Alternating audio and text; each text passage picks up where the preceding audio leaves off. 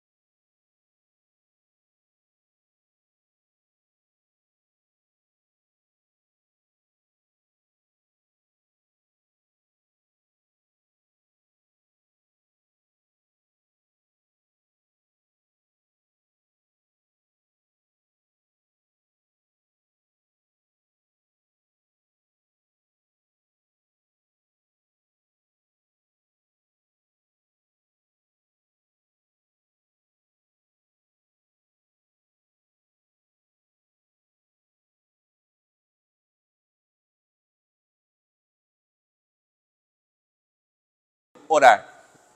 Porque os discípulos de Cristo oram. Ele faz essa correção na piedade pessoal deles, porque ele não quer que os seus discípulos deixem de orar para corrigir o que precisa ser corrigido. Pelo contrário, que eles corrijam a sua prática orando. Ele pretende que eles tenham a correta perspectiva da oração na sua prática diária. Para isso, mais uma vez, o nosso Senhor expõe a fragilidade das ações exteriores de piedade. Veja, irmãos, o nosso Senhor não se impressiona com atos exteriores de piedade. Jesus não se impressiona com exterioridades meramente. O que ele busca nos seus discípulos é uma atitude que brota de um coração rendido a ele. Veja, era costume dos fariseus e dos judeus em geral ter 3 momentos de oração por dia. Eles tinham uma oração logo cedo pela manhã, ao amanhecer, outra oração no horário do sacrifício da manhã, ou seja, lá pelas 9 da manhã, e outra oração no horário do sacrifício da tarde, ou seja, lá pelas 3 da tarde. Era uma prática já antiga no meio do povo de Israel. Se os irmãos conhecem um pouco do texto sagrado, os irmãos vão lembrar que o profeta Daniel tinha o costume de orar 3 vezes ao dia, voltado para Jerusalém. Vocês lembram? Nós fizemos a série de sermões expondo Daniel e nós ressaltamos essa vida de oração de Daniel. Ou seja, isso era comum há séculos no meio do povo de Israel. Mas a questão que Jesus vai resolver aqui, o problema que Jesus vai tratar, não é especialmente a prática mecânica dos fariseus de 3 vezes por dia orar ao Senhor, mas sim a oração extravagante que eles praticavam em seus atos de piedade. Eles faziam um tipo de alarde ao orar. Os fariseus se colocavam em posição destacada, irmãos. Eles se colocavam em uma posição proeminente na sinagoga. Então, imagine comigo o seguinte cenário. São 9 horas da manhã, o horário da segunda oração do dia. O fariseu se dirige até a sinagoga, e lá na sinagoga, que era um lugar de culto, ele se coloca à frente do púlpito do mestre da lei, e ali, à frente do púlpito do mestre da lei, ele levantaria suas mãos ao céu e proferiria sua oração no mais alto tom de voz que ele pudesse. Era esse tipo de prática que os fariseus tinham, irmãos. E é esse tipo de prática que Jesus está corrigindo. Eles oravam em alta voz para serem vistos pelos outros. Eles queriam ser aclamados por sua piedade pessoal. Eles queriam que as pessoas vissem eles orando e pensassem: nossa, como essas pessoas são piedosas. Como estes homens são incrivelmente piedosos. Como eles amam a Deus. O exemplo vívido destacado por Jesus mais à frente no Evangelho de Mateus se encontra na parábola do fariseu e do publicano. Os irmãos devem lembrar. O publicano vai à sinagoga e ele fica no fundo. Ele mal ousa voltar o seu rosto para cima. E ele clama: Senhor, tem piedade de mim, pecador. Enquanto o fariseu vai lá à frente, no lugar mais destacado da sinagoga, ele diz: Senhor, obrigado porque eu não sou igual o publicano. O que Jesus está corrigindo é justamente esse desejo no coração de parecer o que não é. De parecer uma coisa que na verdade é só superfície. Se o profundo, se o coração for analisado, aquela piedade não reside lá no profundo. Era o mesmo que acontecia nas ruas. Veja, Jesus está falando: não seja como os hipócritas que oram de pé nas sinagogas, e também não sejam como eles que ficam nas esquinas das ruas. Veja, os fariseus tinham o costume de, sabendo a hora das orações, caminharem até as esquinas largas. A palavra grega que Jesus usa aqui é impressionante, porque traz a ideia de plateia. Ou seja, eles iam para aquelas esquinas mais movimentadas de suas cidades, e chegando próximo à hora da oração, eles chegavam àquelas esquinas, e como quem não podia se conter até chegar à sinagoga, eles paravam nas esquinas, levantavam suas mãos e proferiam suas orações no mais alto tom de voz que pudessem. Jesus olha para essas coisas e diz: olha, não sigam este caminho. Não sejam como eles, ele vai dizer, literalmente, não pratiquem as mesmas obras, não hajam da mesma maneira. Eles buscam uma recompensa que já encontraram. Eles buscam o louvor dos homens e eles já receberam o louvor dos homens por isso. Não existe nenhuma outra recompensa reservada para estes homens a não ser o aplauso da plateia, o aplauso da torcida. Não busquem o que eles buscam na oração. Eles querem a aprovação humana. E os discípulos de Jesus, irmãos, não se importam com a aprovação humana. Não se importam. Aparentemente, por um lado, queridos, para a maioria de nós que vive uma fé extremamente individualista, num tempo extremamente individualista, esse erro parece ser um erro difícil de se cometer. Você deve estar pensando consigo mesmo, pastor, mas eu nunca iria para a esquina da esquina democrática ali em Porto Alegre, eu jamais levantaria minhas mãos e proferiria uma oração em alta voz lá. Pastor, a nossa igreja é muito silenciosa, eu jamais me levantaria, iria na frente do púlpito e faria uma oração muito alta. Será que esse texto realmente se aplica a mim? Eu acredito que sim, irmãos. O que é que está por trás do erro farisaico? Essa é a grande questão que nós precisamos perguntar. O que é que está por detrás do erro dos hipócritas? Se nós pretendemos nos sair melhor na escola de oração do nosso Senhor Jesus, nós precisamos nos atentar para alguns fatos que são profundos, mas que também são ignorados por nós. Antes de qualquer coisa, nós somos lembrados por Jesus que nós temos, antes de tudo, de ter uma vida de oração. É muito fácil não cometer equívocos de oração quando não se ora. É muito fácil. Ele diz, e quando vocês orarem? Ele não diz, e se um dia vocês orarem? Ele diz, e quando vocês orarem? A questão é urgente, irmãos. E é urgente porque um cristão que não ora é um cristão que está atirado à sua própria sorte. Está fadado a viver a vida nesse mundo de pecado e de maldade, segundo a força do seu próprio braço. O problema, irmãos, é que é impossível vencer o mundo e viver com Cristo, viver na igreja, na força do próprio braço, na força do próprio mérito.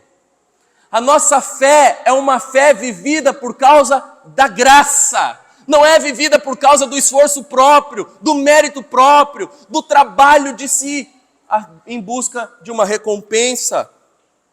O mérito pessoal é excluído da vida dos cristãos. Bem disse o apóstolo Paulo, Romanos 1,17, o justo viverá pela fé. A vida do crente é vivida pela fé. A nossa vida espiritual nos é dada por Deus e também é Ele quem nos dá a fé necessária para crermos e nascermos de novo. Porém, irmãos, nós nutrimos a nossa fé na medida em que nós nos relacionamos com Deus. Nutrimos a nossa fé na medida em que mergulhamos na Escritura Sagrada, na medida em que oramos de acordo com a revelação de Deus. Orar é declarar a nossa total incapacidade e a capacidade total de Deus.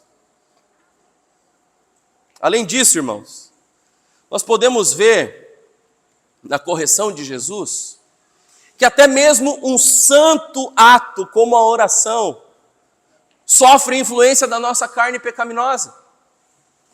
Veja, os fariseus estavam orando, mas até mesmo o seu ato piedoso de oração estava maculado pelo seu pecado. E a realidade é que todos nós estamos sujeitos ao pecado. Todos nós temos influências do pecado em nossa vida diariamente, a todo instante. E isso não pode ser ignorado por nós, irmãos. Mesmo quando nós estamos buscando a Deus em oração, somos atacados pela nossa carne pecaminosa. Podemos facilmente ser acometidos de hipocrisia na oração, por exemplo. O convite de Jesus, então, é para nós excluirmos os outros das nossas orações. e excluirmos também a nós mesmos. Porque não há nada mais hipócrita do que orar a Deus tendo em vista os outros ou a nós mesmos. Nada mais hipócrita do que isso. Por um lado, então, devemos excluir os outros em nossas orações no sentido de que é diante de Deus que nós estamos quando oramos. Irmãos, oramos diante de Deus e de mais ninguém.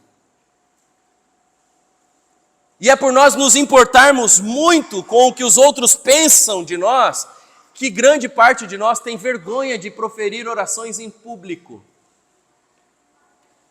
Talvez, se você for convidado para vir fazer uma oração de confissão, aqui, como vários dos irmãos já foram convidados, o seu primeiro pensamento seja: eu não quero ir lá. Por quê? Porque você está pensando nos outros. É a hipocrisia do coração, irmão. Quando você ora, você não está diante das pessoas. Você está se colocando na sala do trono de Deus. No santíssimo lugar. Santíssimo lugar. É aí que você está quando você ora. Nós também podemos cair no erro da hipocrisia na oração quando somos convidados a orar a confissão de pecados aqui e escrevemos nossa oração pensando em alguns irmãos. Opa, eu vou pensar em alguns pecados específicos que aquele irmão precisa ouvir, que precisa arrepender. Quem sabe ele se arrependa. Meu irmão, você ora diante de Deus. Você precisa se arrepender. É uma intercessão que coloca você no mesmo patamar do que os outros. Você está diante de Deus, querido. Nós estamos diante de Deus. A oração pública do povo de Deus deveria ser formulada de tal modo que tanto as pessoas que estivessem seguindo a oração em silêncio, como aquele que estivesse proferindo as palavras, não tivessem a consciência de uns dos outros, mas tão somente a consciência de estarem diante de Deus, na presença do Senhor. A consciência de que as nossas orações estão sendo elevadas nas asas da oração até a presença bendita do nosso Deus, de quem nosso Senhor Jesus Cristo está à direita. Por outro lado, nós temos de excluir a nós mesmos. Foi Tiago, irmão do Senhor, que disse muito bem o que resume a maior parte das nossas orações. Lá em sua carta, capítulo 4, verso 2 e 3, ele diz assim: vocês cobiçam e nada têm, matam e sentem inveja, mas nada podem obter, vivem a lutar e fazer guerras, nada têm, porque não pedem. Pedem e não recebem, porque pedem mal, para esbanjarem em seus prazeres. Veja, esse é o tipo de oração hipócrita, aquela que ora visando somente o seu próprio prazer. Irmãos, somos convidados a excluir este tipo de oração também das nossas vidas. Este é o convite do Senhor: não sejam como os hipócritas. Não sejam como eles, não busquem o que eles buscam, porque aquilo que eles buscam tem recompensa imediata, mas aquilo que os discípulos de Cristo devem buscar tem recompensa eterna. Existe um peso muito diferente. Não há espaço para vaidade orgulhosa em nossa vida de oração, irmãos. Seja aquela vaidade hipócrita que visa os outros, ou aquela vaidade hipócrita que visa nós mesmos. A questão é simplesmente que em nossas orações nós devemos excluir as plateias, sejam elas quais forem.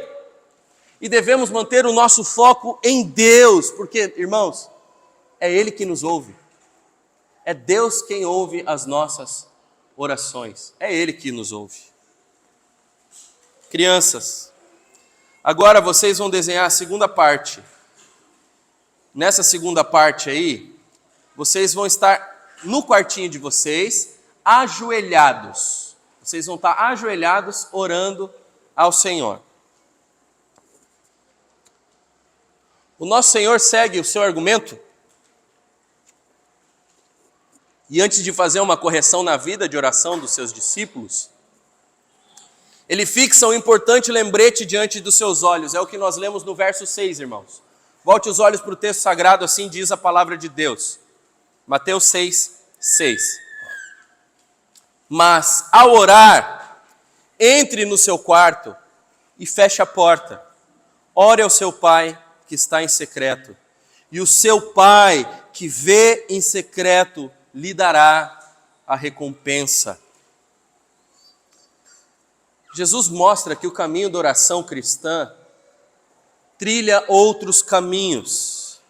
Trilha caminhos que são diferentes daqueles caminhos que os hipócritas utilizam.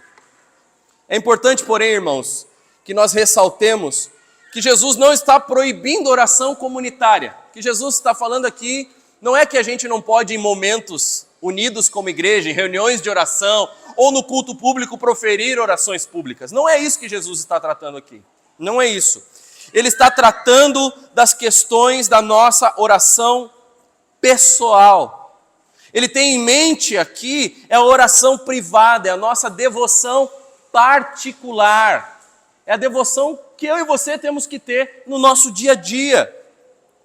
A grande e importante questão que o nosso Senhor trata aqui, então, é que quando oramos, devemos entender que nós estamos nos aproximando de Deus. Irmãos, mais uma vez, isso é óbvio. Mas o óbvio, quando deixa de ser dito, deixa de ser óbvio. Quando nós oramos, é diante de Deus que nós estamos nos aproximando. E esse é o aspecto da oração que realmente importa. O aspecto da oração que realmente importa é diante de quem estamos e quem é que nos ouve, quem é que está diante de nós. Se trata simplesmente de uma questão de lembrar constantemente da realidade que estamos diante de Deus. Nós devemos fechar a porta, segundo o que Jesus diz. É óbvio que tem o sentido de fechar a porta de um cômodo fechado. Porém, nós devemos fechar a porta para perturbação, para distração, também evitar os olhos curiosos. Nós devemos nos fechar em Deus. Essa é a grande questão levantada por Jesus aqui. Na oração, nós devemos nos fechar em Deus, focalizar os nossos afetos, a nossa mente, o nosso coração no alvo das nossas orações, que é o nosso Senhor. Que é o nosso Senhor. É lá, irmãos, em nossa intimidade, e somente nela que podemos orar em secreto ao nosso Pai. O nosso Pai está naquele lugar reservado, no íntimo, pronto para nos receber com alegria. Veja, irmãos, assim como nada destrói mais a oração do que chamarmos atenção para nós, nada enriquece mais as nossas orações do que uma consciência da presença de Deus. Nada. Absolutamente nada. Ele não vê somente a aparência, ele vê o coração. Ele não vê aquele que está orando, mas ele vê a verdadeira intenção da oração. Veja, irmãos, a verdadeira essência da oração cristã é buscar a Deus. Buscar a Deus. A grande ênfase de Jesus aqui sobre a realidade magnífica de que oramos diante de nosso Pai e de que Ele é a nossa única audiência, é a nossa melhor plateia, é a plateia que nós deveríamos desejar por fim, é maravilhosa. Vocês conseguem perceber, irmãos, que grande esperança temos quando oramos? Nós temos uma grande esperança quando oramos como filhos de Deus. E temos essa esperança, irmãos, porque nós não oramos a um Deus distante. Nós não oramos a um Deus desinteressado, rabugento, que tem 1 milhão de coisas para fazer mais importantes em sua agenda do que prestar atenção nas pequenas lutas que nós estamos passando. Não, irmãos.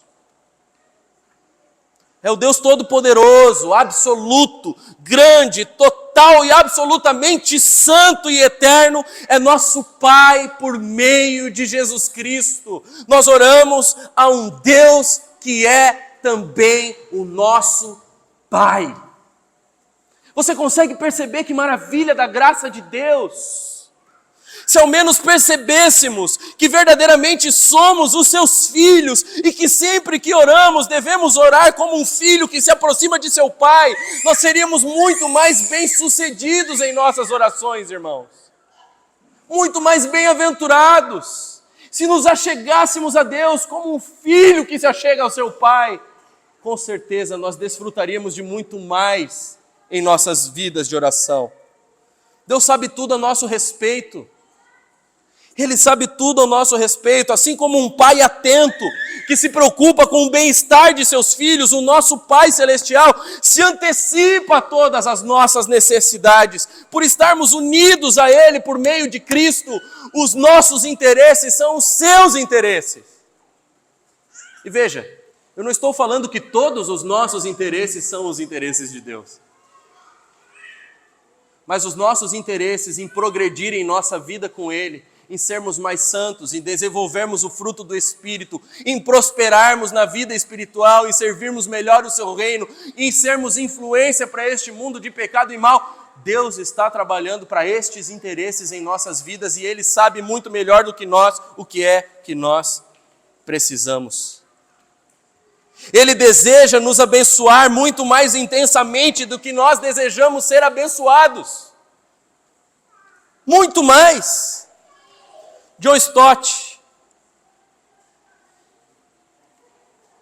quando comenta esse verso, lembra que a maioria das casas no tempo de Jesus possuía apenas um cômodo. Era um cômodo grande e aberto, que geralmente a única divisão que tinha nessa casa era de um quarto separado, que na verdade não era bem um quarto, era como se fosse um depósito de coisas de grande valor. Então, a casa era aberta e o único lugar fechado era um depósito com as coisas valiosas daquela casa. Com algum tipo de tesouro, algum tipo de dinheiro, alguma coisa que tivesse grande valor. É como se o nosso Senhor estivesse dizendo assim para nós: existem tesouros preciosos que sempre estão presentes na oração. Por isso, se lancem no quarto de tesouros.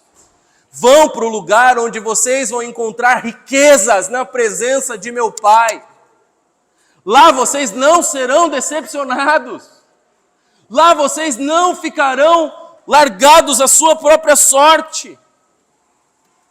Veja, irmão, se na primeira correção Jesus visava a nossa forma de excluir os outros da oração, aqui nós aprendemos que nós devemos perceber, e devemos perceber quem Deus é, o que Ele é e qual é a nossa relação com Deus.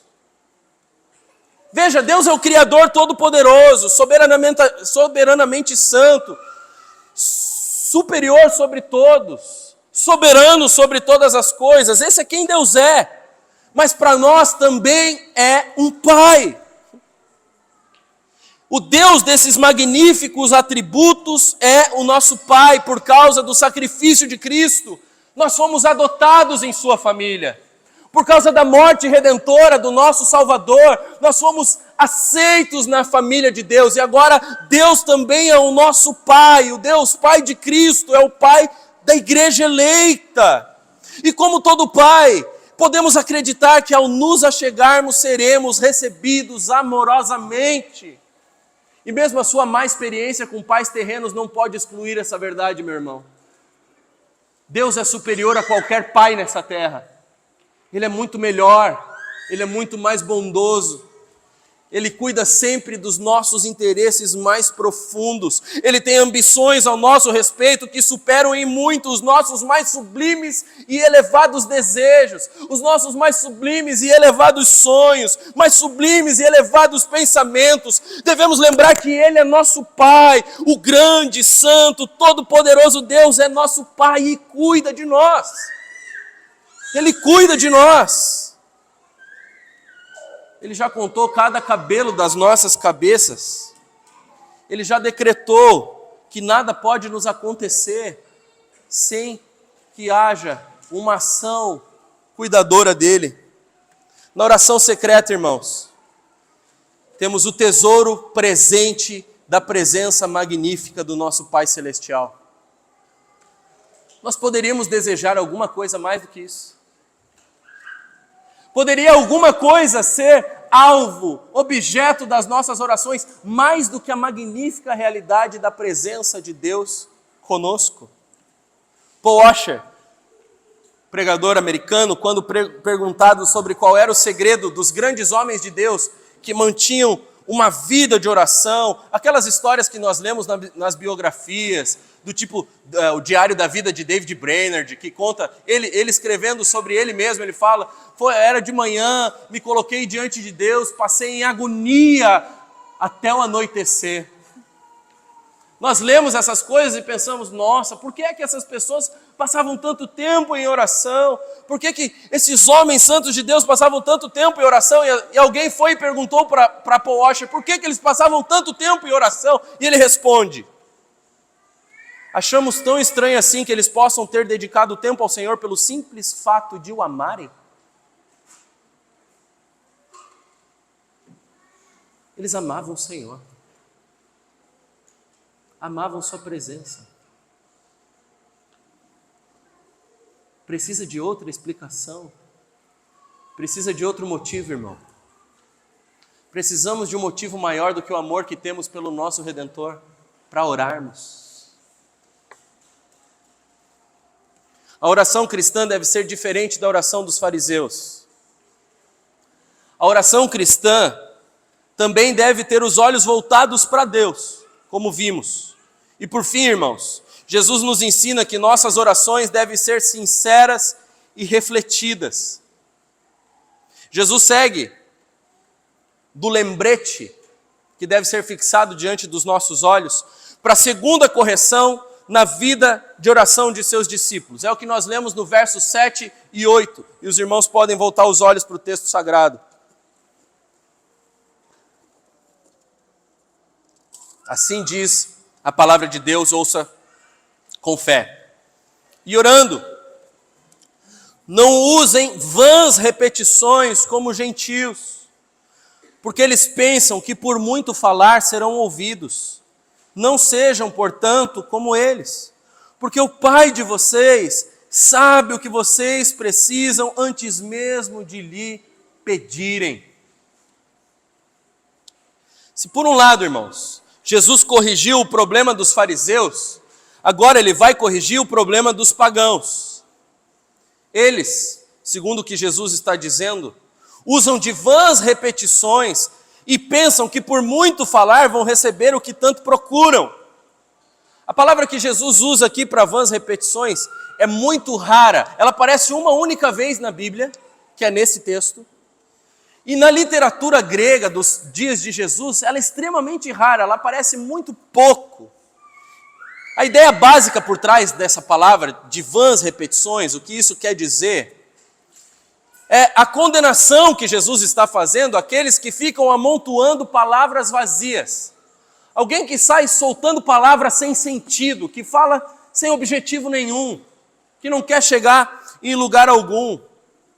Daqueles que falam sem pensar, daqueles que falam sem pensar e sem parar.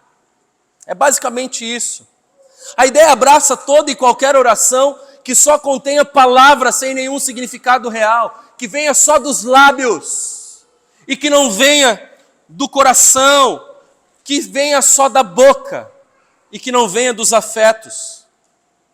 É qualquer oração, irmãos, que é proferida com os nossos lábios, quando a mente não está envolvida. É aquilo que nós falamos sem pensar. É tipo aquelas orações que você faz por desencargo de consciência, mas que na verdade são tudo, menos orações. O exemplo bíblico disso pode ser visto em 1 Reis 18. Vocês devem lembrar dessa cena, muito conhecida por todos nós. Quando o profeta Elias enfrenta os profetas de Baal no Monte Carmelo. Eles preparam o altar com sacrifício, colocam o novilho, colocam a lenha, e o texto nos conta, lá no verso 26 do capítulo 18, que eles pegaram o novilho que lhes foi trazido, prepararam-no, invocaram o nome de Baal, desde a manhã até o meio-dia, dizendo, ó Baal, responde-nos. E eles fizeram isso desde manhã até o meio-dia. O texto diz, porém não se ouviu nenhuma voz e não houve quem respondesse. Veja, Os filhos de Baal repetiram irrefletidamente, incansavelmente as mesmas palavras, sem parar, achando que a mecânica de sua oração, que pelo fato de amontoarem palavras, de repetirem diversas vezes a mesma coisa, eles teriam alguma chance de ser ouvidos por Baal. A continuação do texto diz que eles foram até o horário do sacrifício da tarde, fazendo a mesma coisa, ainda mais intensamente. Jesus deixa claro, irmãos, que os discípulos dele deveriam seguir um caminho totalmente diferente da oração pagã. A oração cristã deve ser sincera, ou seja, ela deve ter coração, mas ela também deve ser refletida, ou seja, deve ser um exercício também da mente. Nós oramos com tudo o que somos. Nós não excluímos a razão no momento da oração, mas nós também não excluímos a emoção por causa da razão. É mente e coração trabalhando juntos.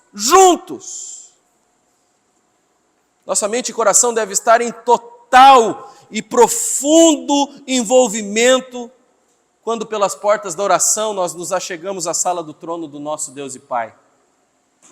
Tudo que somos deve estar envolvido nessa obra, irmãos. Jesus diz, não sejam como eles. Não sejam como eles, assim como não devemos ser como os fariseus. Também não devemos ser como os pagãos, irmãos. Os pagãos repetiam palavras contando que em algum momento seriam ouvidos. Os crentes confiam que serão ouvidos se lançarem uma única palavra diante de seu Deus. Como o apóstolo Pedro, em sua mais breve oração, foi atendido. Quando andando sobre as águas estava prestes a afundar, ele clamou, Senhor, salva-me. De pronto ele foi atendido. Os filhos de Deus devem lembrar que Deus está disposto a recebê-los imediatamente em sua presença. Imediatamente. Jesus diz por que nós não devemos ser como os pagãos. Ele diz assim, porque o Pai de vocês sabe o que vocês precisam antes mesmo de lhe pedirem. Ou seja, vocês têm um Pai atento. O Deus que lhe salvou não é como Baal. O Deus que lhe salvou não é como nenhum dos deuses da cultura que prometem coisas que não podem cumprir. O Deus que lhe salvou por meio de Cristo Jesus é um Pai atento, que sabe das suas necessidades antes mesmo de vocês pedirem. Ele sabe aquilo que vocês precisam. Isso significa, irmãos, que quando oramos, estamos falando com um Deus que é o nosso Pai. Mais uma vez, isso é de extrema importância para o argumento de Jesus. E esse Deus que é nosso Pai se deleita em nos abençoar. Ele está interessado no melhor para o nosso bem-estar, sempre. Foi o salmista que disse, no Salmo 139, verso 4, a palavra ainda nem chegou à minha boca, e tu, Senhor, já conheces toda. Foi ele mesmo, o salmista, que maravilhado pela realidade de um Deus que o cerca de cuidado e o preenche de sua presença, pôde continuar dizendo, para onde me ausentarei do teu espírito? Para onde fugirei da tua face? Se subo aos céus, lá estás. Se faço a minha cama no mais profundo abismo, lá estás também. Se tomo as asas da alvorada e me detenho nos confins dos mares, ainda ali a tua mão me guiará e a tua mão direita me susterá. Se digo, as trevas com certeza me encobrirão e a luz ao redor de mim se fará noite, até as próprias trevas não se tornarão escuras e a noite é tão clara como o dia. Para ti as trevas são a luz. Pois tu formaste o meu interior, tu me teceste no ventre da minha mãe. Graças te dou, visto que de modo assombrosamente maravilhoso me formaste.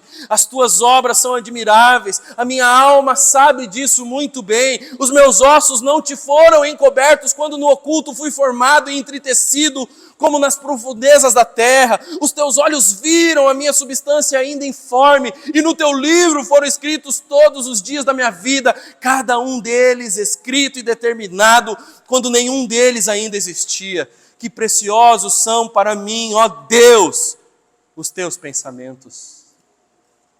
E como é grande a soma deles. Se eu os contasse, seriam mais do que os grãos da areia. Quando acordo, ainda estou contigo.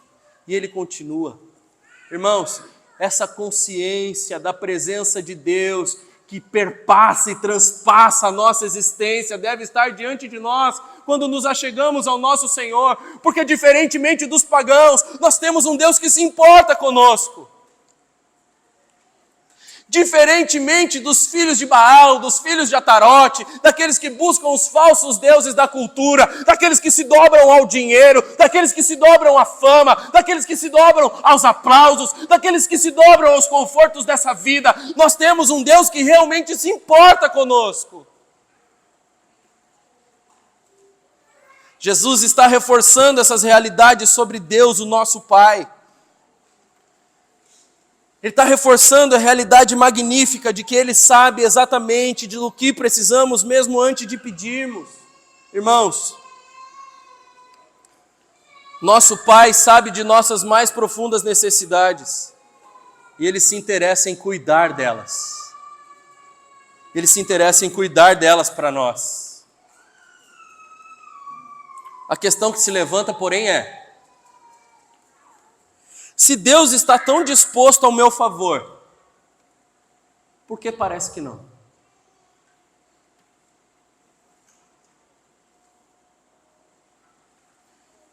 Se Jesus está dizendo que Deus está tão disposto ao meu favor, por que parece que não? Porque eu continuo com as mesmas lutas, com os mesmos dramas, com as mesmas crises, porque a tristeza não vai embora, porque as batalhas não cessam.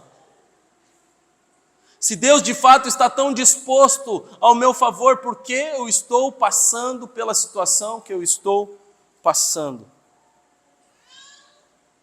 É uma boa pergunta, não é? Daqui a pouco eu retomo para respondê-la. Crianças, quanto a vocês, vejam.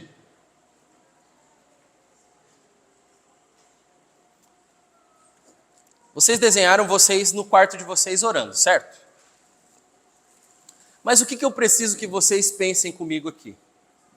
Eu preciso, crianças, que vocês pensem que quando vocês vão orar ao Senhor Deus, vocês devem se aproximar, vocês devem ir orar como vocês fazem quando vocês vão até o papai e a mamãe de vocês para pedir alguma coisa para eles, para contar alguma coisa para eles. Mamãe, olha só, aconteceu tal coisa na escola hoje. Mamãe, olha só o que eu estou fazendo. Eu sei que as crianças adoram atenção quando estão fazendo coisas, né?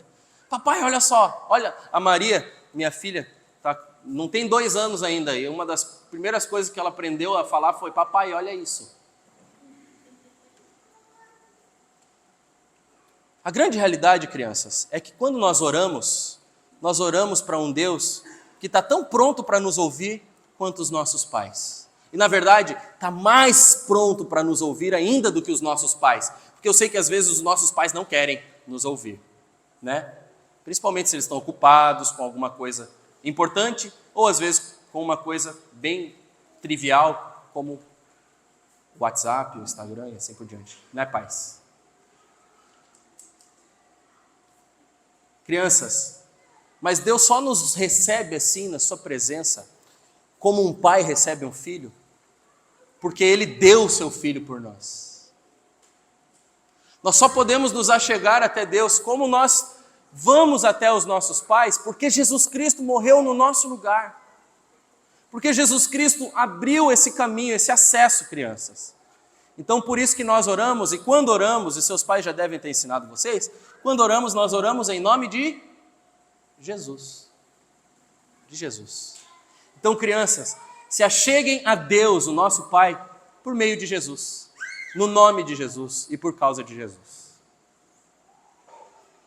E vai um desafio para os pais trabalharem com seus filhos durante essa semana, com o fim de instigar os nossos filhos a uma vida de oração sozinha, privada. Eu sei que os pais crentes oram com seus filhos, eu sei disso, né? Pelo menos espero que façam. Nós vamos ensinar ou dar um incentivo para os nossos filhos para que eles desenvolvam a sua vida própria de oração. Então, uma ideia que eu tive. Os pais vão fazer com os filhos essa semana aqueles negócios de pendurar na porta, sabe? Tipo que tem em hotel, ocupado, ou não perturbe. E vocês vão fazer um desse com algo do tipo, não perturbe, estou orando.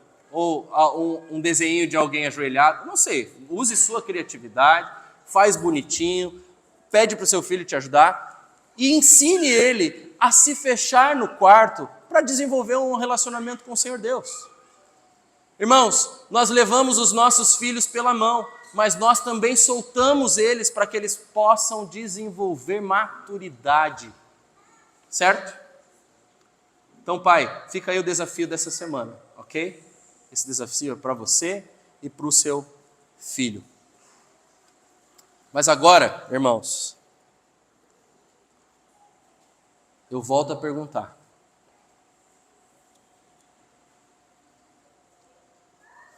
Se Deus está tão disposto ao nosso favor quanto Jesus está dizendo, porque parece por vezes que não. Por que não sentimos que Deus esteja tão disposto assim ao nosso favor? Veja, nós poderíamos listar diversos motivos pelos quais não nos parece ser verdade a realidade de Deus, nosso Pai, cuidando dos nossos interesses. Porém, o mais importante e o principal, irmãos, é o simples fato de que nós não temos fé. Nós não temos fé. E por que nos falta fé? Nós não confiamos que Deus, o nosso Pai, está cuidando de fato dos nossos maiores interesses. E não só não confiamos, nós não percebemos. Nós achamos que as boas coisas que nos acontecem são fruto do nosso penoso trabalho e não fruto do bom cuidado de Deus, do bom termo de Deus a nosso favor. Não cremos. E não oramos porque não cremos. E não cremos porque não oramos. Uma coisa anda de mão dada com a outra. A nossa falta da vida de oração é uma denúncia frontal à nossa falta de fé em Deus e em sua verdade revelada nas Escrituras, irmãos. Foi o autor de Hebreus que disse no capítulo 11, verso 6, sem fé é impossível agradar a Deus, porque é necessário que aqueles que dele se aproximam creiam que ele é real. E que ele é galardoador daqueles que o buscam. A nossa fé em oração está amarrada ao fato de crermos que Deus, o nosso Pai, é real. Não é uma fábula, mas também está amarrada ao fato de que o nosso Deus e Pai real cuida dos nossos interesses. Ele nos recompensa. É isso que o autor de Hebreus está dizendo, irmão. Talvez eu e você precisamos voltar a olhar para Deus como aquele que dá abundantemente. Ele deu Jesus. Ele deu tudo, absolutamente tudo em Jesus. O que mais Ele poderia te dar que Ele já não tenha dado em Cristo? Absolutamente nada, não existe nada mais precioso em nossa vida e em nossa morte do que Cristo Jesus. E Deus já nos deu tudo em Jesus. Se desejamos ser frutíferos em nossa vida de oração, irmãos, segundo o que Jesus disse, nós devemos deixar de pensar em Deus com o nosso pensamento pagão. Eu tenho que pagar uma promessa, senão Deus não vai me abençoar. Não é isso. Vou fazer uma sequência de 60 Ave Maria, 30 Pai Nosso, quem sabe assim Deus me ouve. Não, irmãos. Os pagãos acreditam depender dos seus próprios méritos para serem ouvidos por seus deuses. Nós não acreditamos que dependemos dos nossos méritos para sermos ouvidos pelo nosso Deus. Nós dependemos do mérito de outro. Nós dependemos dos méritos de Cristo. Não são as nossas bondades, as nossas piedades, as nossas qualidades que fazem Deus nos ouvir. Se fossem, irmãos, nós seríamos pagãos.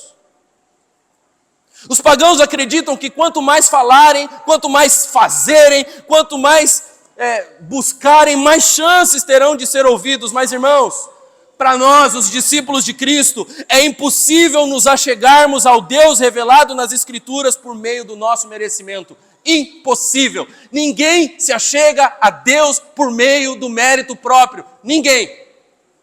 Ninguém tem esse poder. Ninguém é bom o suficiente. Ninguém atinge o padrão necessário para tal. Ninguém. Diferentemente dos pagãos, irmãos, nos achegamos ao nosso Deus por meio da confiança que temos em Cristo Jesus, o nosso Redentor. É a confiança que obtemos do sacrifício do nosso Salvador. Só podemos nos achegar a Deus por causa da obra redentora e substitutiva de Jesus Cristo na cruz do Calvário, da obra que nos redime, que nos salva, que exalta o fato de que nós somos insuficientes, mas de que Cristo é para nós totalmente suficiente. É de suma importância, irmãos, que nos desvencilhemos daqueles pensamentos que rondam as nossas mentes e imaginam que Deus é aquele que está postado entre nós e os nossos desejos.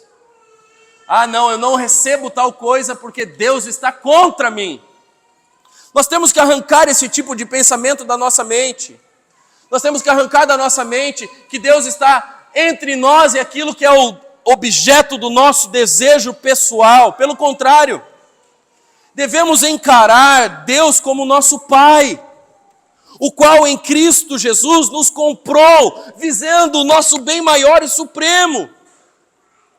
Irmãos, Ele nos deu a nossa redenção. Ele nos garante a presença dEle eternamente na Nova Jerusalém Celestial. Você acha mesmo que existe alguma coisa que Deus não queira nos abençoar? Diante dessa realidade, irmãos, nós devemos excluir os nossos pensamentos inconvenientes a respeito de Deus, para percebermos então quem Deus é. Deus é o nosso Pai. E então, firmados em uma sólida confiança, tornarmos conhecidas diante de Deus as nossas necessidades, reconhecendo que Ele sabe tudo antes mesmo de começarmos a falar. E talvez você pense, pastor, então para que orar? Não foi a Bíblia mesmo que disse que antes da palavra chegar na minha boca, Ele já sabe? Para que orar, pastor? Para que orar se Deus sabe de tudo? Irmãos, da mesmíssima maneira que nós, como pais e mães terrenos, nos deleitamos no contato pessoal com nossos filhos e temos prazer nisso, Deus, o nosso Pai, também deseja que nos acheguemos a Ele, até diante de Sua presença, e desfrutemos de Sua intimidade. Você, pai, sabe muito bem o prazer que existe em receber um abraço afetuoso do seu filho. Além disso, irmãos, devemos lembrar que nossas orações não servem para manipular a vontade de Deus. Você não deve achar que você consegue alterar os decretos e os estatutos de Deus só por causa da sua poderosa vida de oração. Meu irmão, não. Você não tem esse poder. As nossas orações servem para Deus transformar as nossas vontades pecaminosas em vontades renovadas e santas. Oramos porque a oração nos transforma, não porque a oração transforma Deus. A oração nos transforma, faz com que a gente enxergue de outra perspectiva, com que a gente consiga viver nesse mundo mal. Então, caros irmãos, reconheçamos imediatamente que Deus está muito mais disposto a nos dar do que nós estamos dispostos a receber. Precisamos reconhecer isso se desejamos uma vida de oração frutífera E por isso nos aproximemos dele confiadamente, cheios de fé.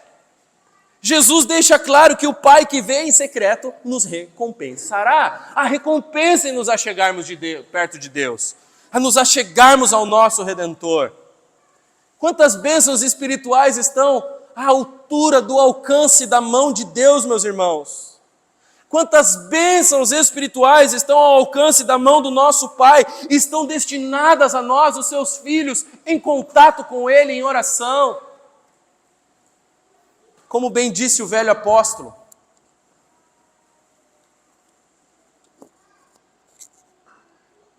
aquele que não poupou seu próprio filho, mas por todos nós o entregou,